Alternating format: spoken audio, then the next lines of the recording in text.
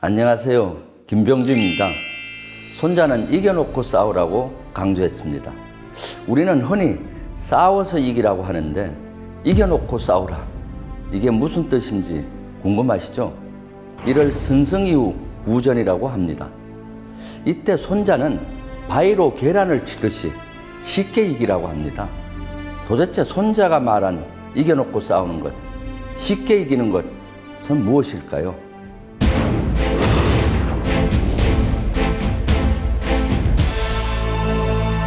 그 의미는 크게 두 가지로 해석 가능합니다. 먼저 힘을 키우는 것입니다.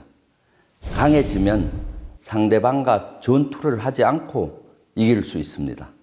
예를 들면 미국과 같은 군사 강대국이 되면 아무도 미국과 싸우려 하지 않습니다.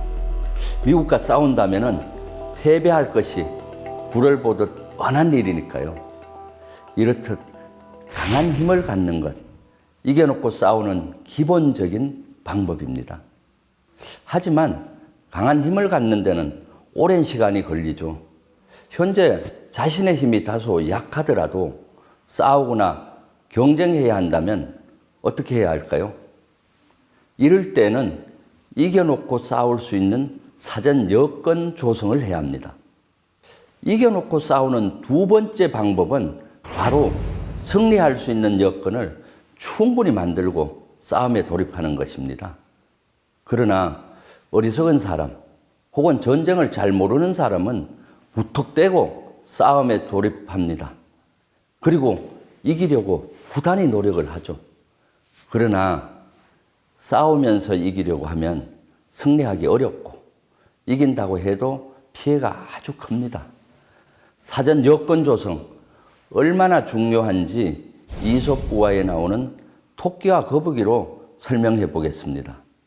토끼와 거북이가 경주를 하는데 잘 달리는 토끼는 방심한 나머지 경주 중에 쉬다가 잠이 듭니다.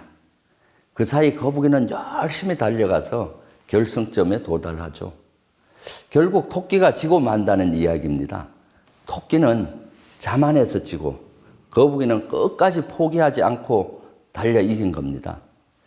정확하게는 토끼의 실수 덕에 거북이가 이긴 것이죠. 다시 말해 요행이 따랐던 것입니다. 그러나 거북이는 자신의 능력으로 이겼다고 착각하고 승리감에 도취되었을 수 있습니다. 그런데 이때 분에 못 이긴 토끼가 거북이에게 재도전을 신청한다면 어떻게 되겠습니까? 토끼를 한번 이겨본 거북이는 이번에도 토끼를 이길 수 있다고 생각합니다. 그리고 아침부터 밤 늦게까지 달리기 연습을 하겠죠. 하지만 그렇다고 해서 토끼라고 가만히 있겠습니까? 토끼는 낮잠을 자는 실수를 다시는 반복 안 할 것입니다. 안타깝게도 거북이는 아무리 열심히 노력을 해도 토끼를 이길 수 없습니다. 그런데 손자가 말한 이겨놓고 싸우는 개념을 아는 거북이는 열심히 연습하는 대신 전략을 짤 것입니다. 이게 무슨 말이냐고요? 열심히 연습해도 이길까 말까인데 그것은 바로 거북이가 경쟁의 판을 자신에게 유리하게 바꾸려 할 것이라는 사실입니다. 거북이는 토끼에게 조건 하나를 내겁니다. 만일 경주하는 코스를 내가 선택하게 해주면 도전을 받아들일게. 토끼 입장에서는 산이나 들이나 운동장 어디든 이길 수 있는 자신이 있을 테니 거북이 제안을 받아들입니다. 그리고 거북이는 이겨놓고 싸울 수 있는 여건을 조성합니다. 그게 뭘까요? 바로 경주 코스에 강을 넣는 것입니다. 경주 중 강을 건너가게 하는 것이죠. 그럼 어떻게 되겠습니까? 토끼는 강을 극복하지 못합니다. 토끼는 다시 태어나도 강을 건너지 못하죠. 승리는 시간의 문제일 뿐 거북이가 승리하게 됩니다. 이렇게 거북이는 이겨놓고 싸우는 여건을 조성해서 승리하는 겁니다. 하지만 이런 거북이도 전략의 중간급밖에 안 됩니다. 진짜 고수 거북이는 육상 경기 대신 수상 경기를 하자고 제안합니다. 즉 수영 경기를 하자는 것이죠. 수영 경기를 한다면 거북이는 토끼를 이길 뿐만 아니라 경주를 즐기면서 승리 시간도 단축되겠죠. 이러한 것이 이겨놓고 싸우는 사전 여건 조성입니다. 이처럼 자신에게 유리한 판에서 승부를 해야 합니다. 내게 유리한 판을 짜기 위해선 나의 강약점과 상대의 강약점을 정확히 잘 알아야 합니다.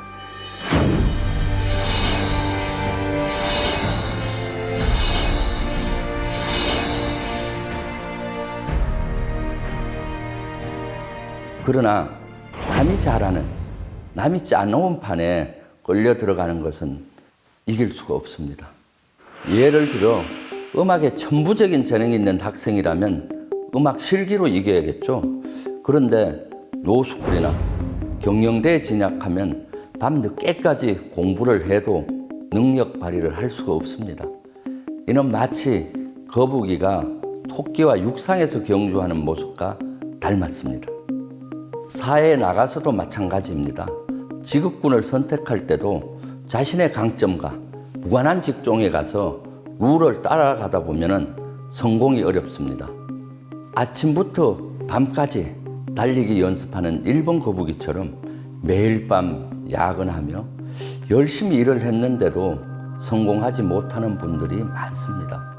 그리고는 왜 노력했는데도 실력 발휘를 못하는지 자책을 하곤 하죠. 왜 이런 현상이 나타날까요? 자신의 강약점을 잘 알아야 하는데 자기 자신을 잘 모르기 때문입니다.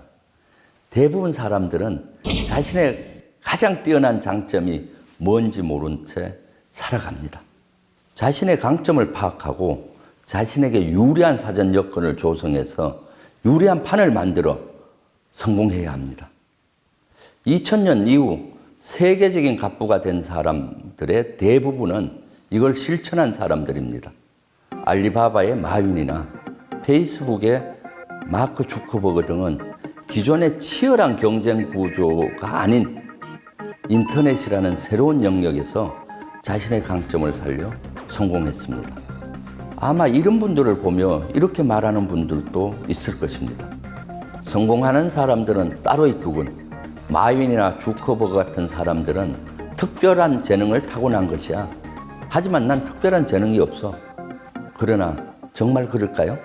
혹시 스스로 재능이 없다고 오판해 미리 포기한 것은 아닐까요? 사람은 누구에게나 주어진 고유한 재능이 있습니다. 마치 거북이가 태어날 때부터 육지보다 물에서 빠르게 헤엄치듯 말이죠.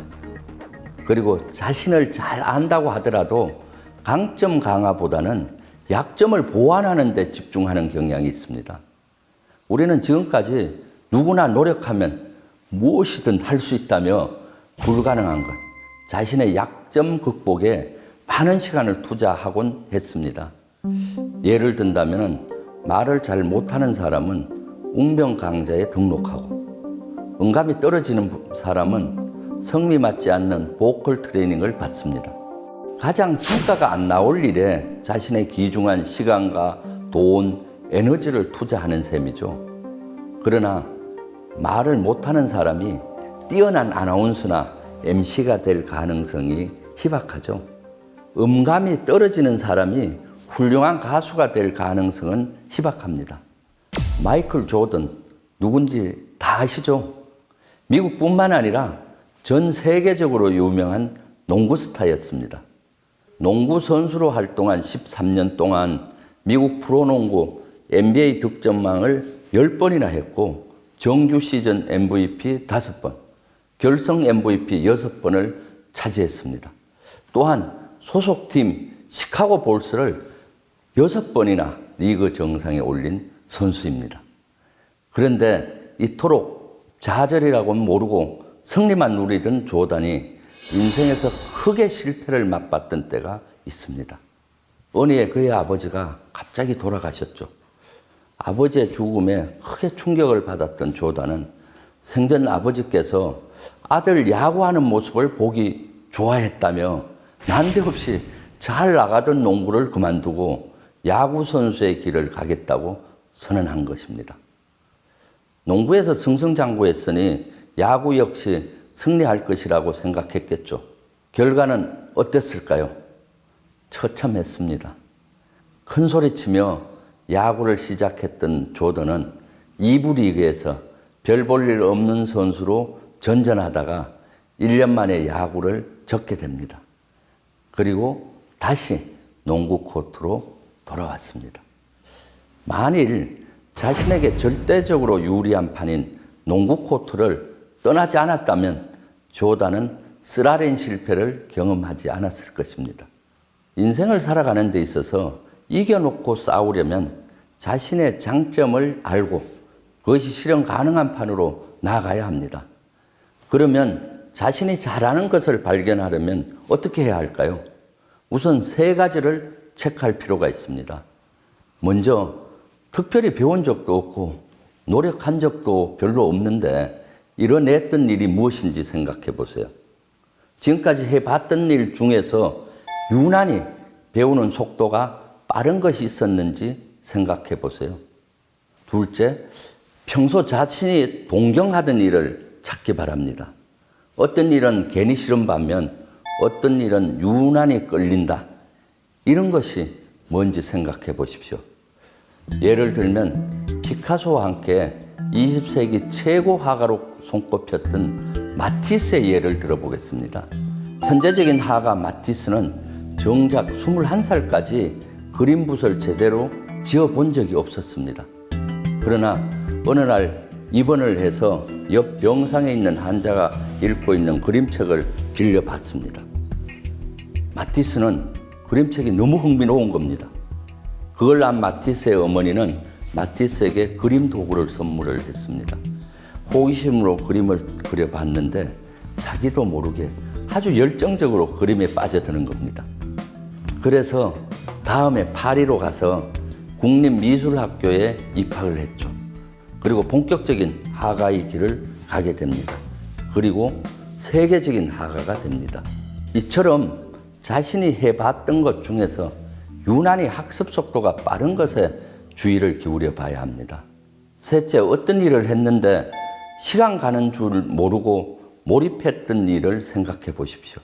그것이 당신의 재능입니다. 그래도 발견을 못했다면 주변 사람들에게 물어보세요.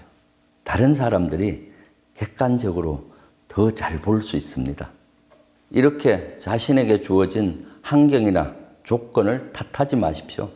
자신의 재능을 발견하고 단점을 뒤집으면 자신에게 유리한 여건을 조성 가능합니다.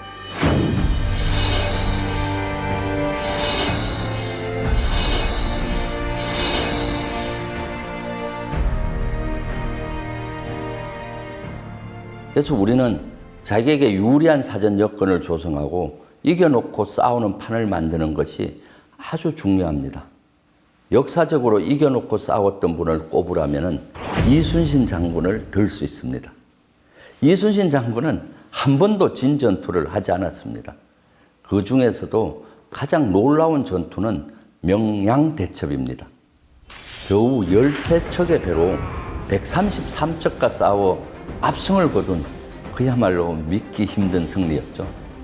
아주 열세했던 조선 수군을 이끌고 이길 수 있었던 비결, 바로 이순신 장군의 치밀한 사전 여건 조성에 있습니다. 명량대첩이 일어나기 전 원균이 지휘한 조선 수군은 7천량 전투에서 대패를 해 엄청난 피해를 입은 상태였습니다. 총 160척 중에서 남아있던 조선 함선은 겨우 12척이었죠.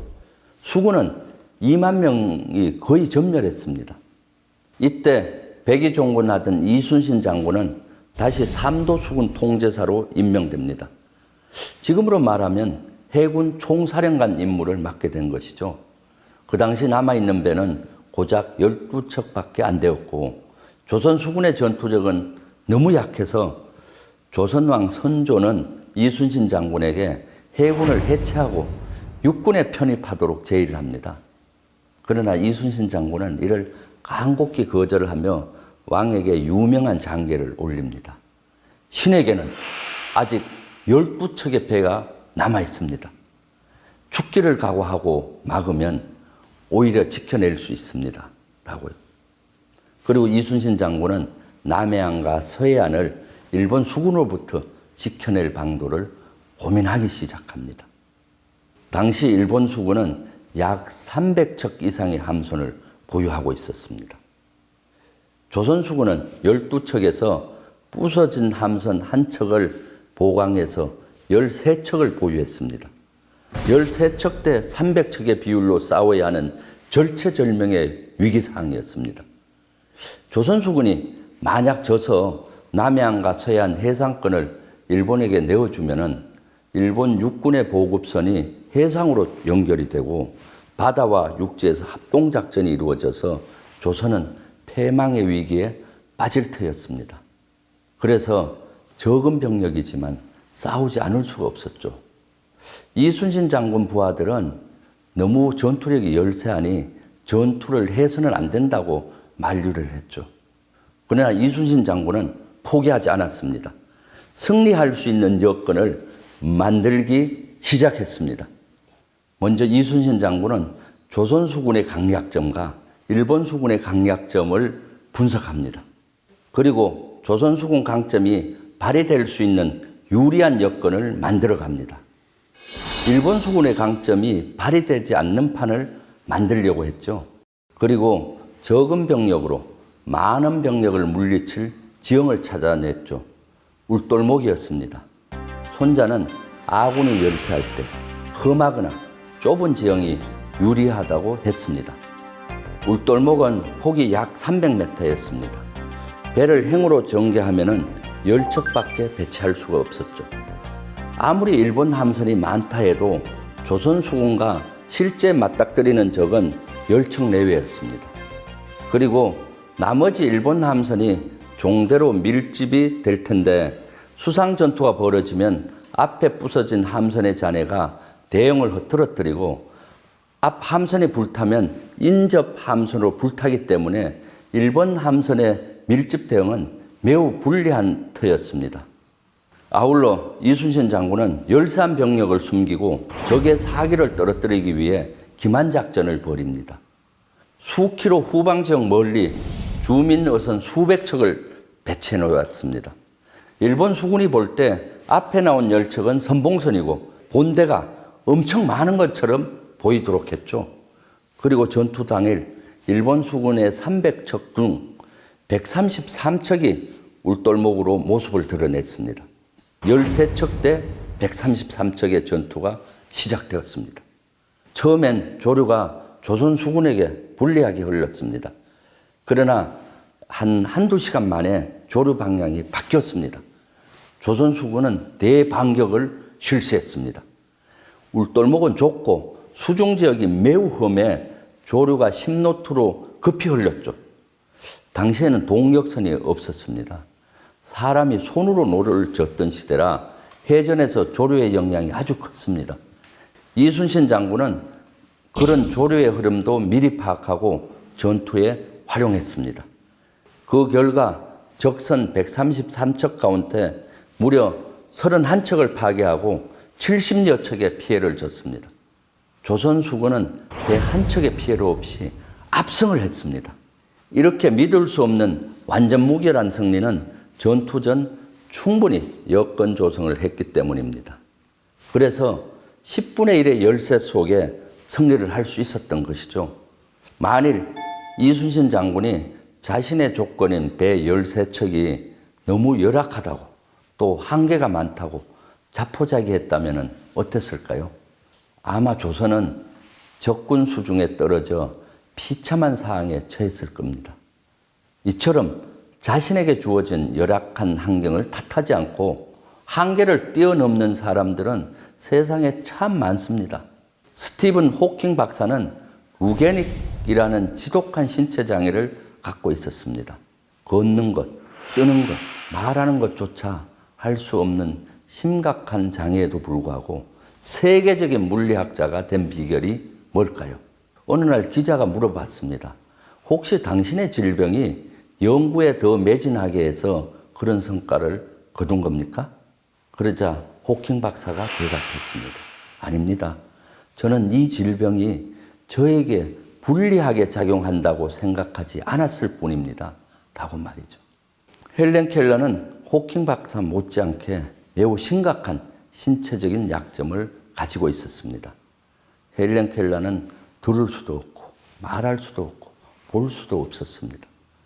하지만 헬렌 켈러는 이렇게 말했습니다. 나에겐 너무나 많은 것이 주어졌습니다.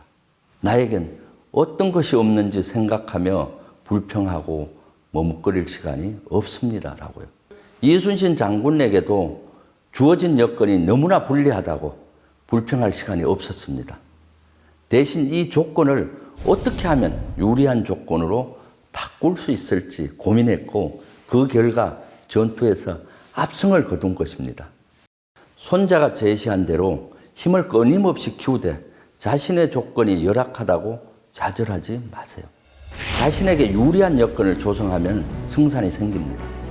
인생을 살아가든 조직이나 국가를 운용하든 이겨놓고 싸운다는 개념을 정확히 알고 실천하는 것은 매우 중요합니다. 그래야 쉽게 승리하고 결국 성공할 수 있으며 윈윈할 수 있는 여유가 생깁니다. 감사합니다.